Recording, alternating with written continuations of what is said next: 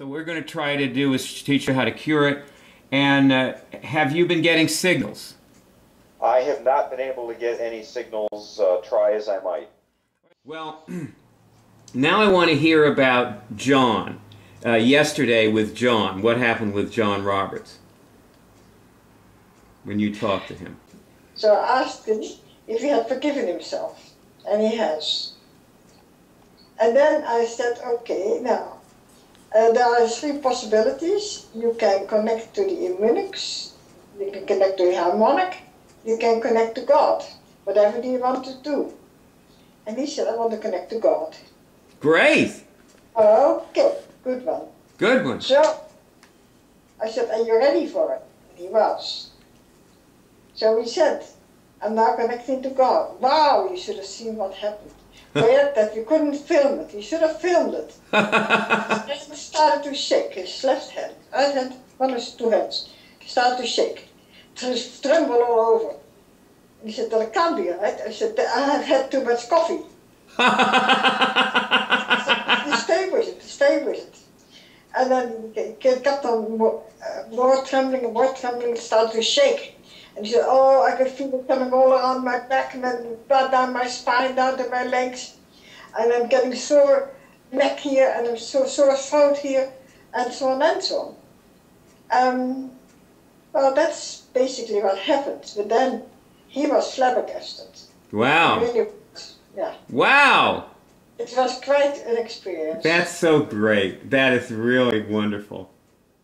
But I'll tell you what, put your hand under your chin like this and just say, can I cure things? Ask this question, can I cure things? And see if you get a movement. Can I cure things? Nothing. Okay. Actually, keep your hand a little farther down, you know, like so that you. So I don't want to cover your face. Or you feel relaxed? Yeah. Can I kill a virus? Can I kill a virus? No. No signal. No signal at all. Okay. And you've okay. You can put your hand out. Have you done lesson 1? Yeah, I've done lesson 1 1 or 2 times. I have the notebook. Right. The Immunix book. Right. Study that almost cover to cover, and I just don't get the signals.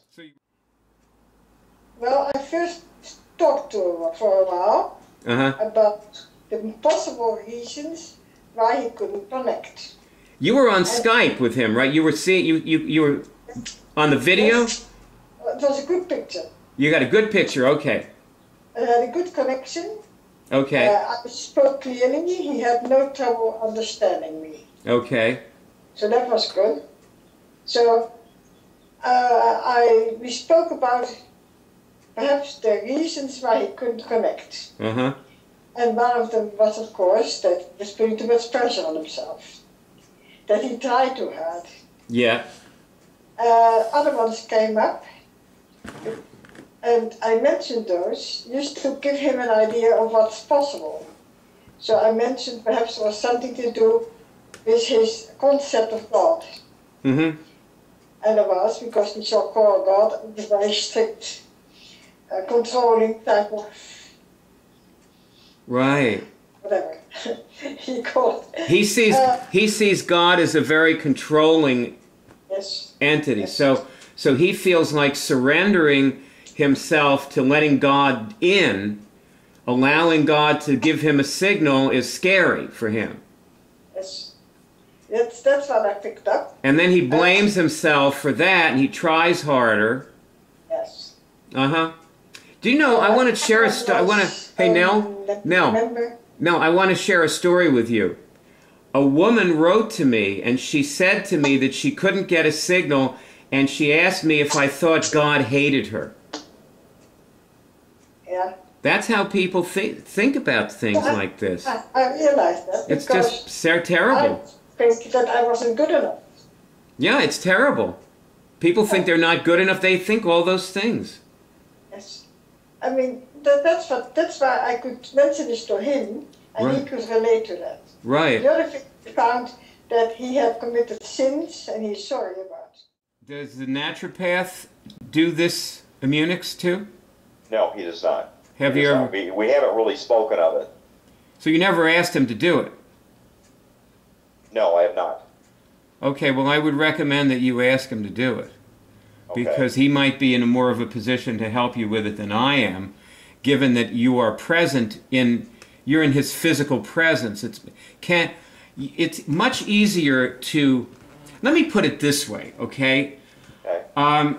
If you were in a room with 100 people, right, and I came in there and nobody even knew what they were going to be doing. Okay. And I asked them, you know, the questions I just asked you, like, everybody tests, can I cure things? What would happen initially is about 10 or 15 of the 100 would get a signal. And the rest of the people wouldn't be listening. They'd be like, you know, thinking about whatever they brought in with them, you know. Right. And so then I would say, okay, let's do it again and see who gets a signal, and some more would get a signal. Let's say, so I'd get 25 people getting a signal, and I'd say at that point, everybody who got a signal stand up. And the people who didn't try it or didn't get a signal would be amazed that anybody got a signal. Because for most people, if they can't get a signal, you know, they have no idea that it's even, they just can't see it as being even possible. I'll just say that for the most part, most people, if they can't get a signal, most people are not like you.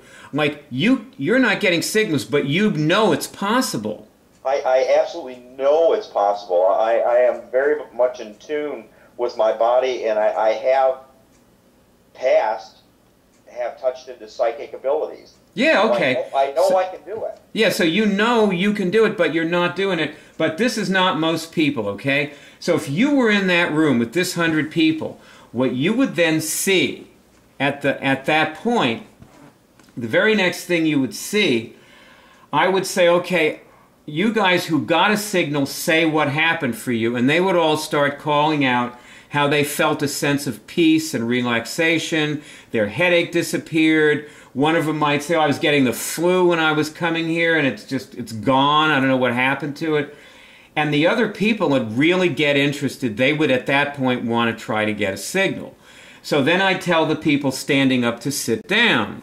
And then I would say to everybody in the room, test this again, you know, am I connected to my ability to cure things?